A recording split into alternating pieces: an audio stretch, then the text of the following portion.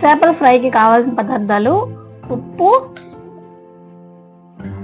కొంచెం 1 table spoon పసుపు వేసుకోవాలి.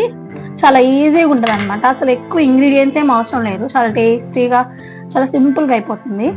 కారం మనకి రుచికి తగినంత వేసుకోవాలి. మేము 1 టేబుల్ స్పూన్ వేసాము. గరం మసాలా ఆప్షనల్ అనమాట, మన ఇష్టము. మేము కొంచెం వేసాము. అల్లం పేస్ట్ కొద్దిగా వేసేసుకోవాలి.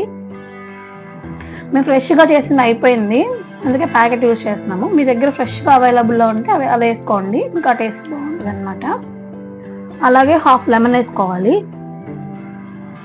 ఇదండి ఇవే చేపలు అనమాట. మేము అంటే ఫ్రైకి తక్కువే వేసుకుంటున్నాం చేపలు. హాఫ్ లెమన్ ఇలా వేసుకోవాలి. ఇవన్నీ బాగా మిక్స్ చేసేసుకోవాలన్నమాట. వేసుకోవాలి అంటే ముక్కకి బాగా పట్టాలి కాబట్టి అది. ఇలా వేసాం తర్వాత ఇలా కలిపేసాం అనమాట.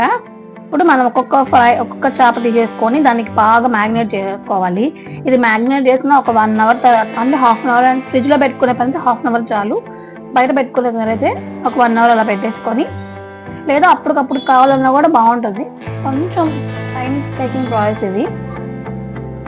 ఇలా అన్ని చేపలకి మసాలా బాగా పట్టించుకోవాలన్నమాట. అంతే, ఇది రెడీ అయిపోయింది. 1 అవర్ తర్వాత దీన్ని మ్యాగ్నేట్ చేస్తాము.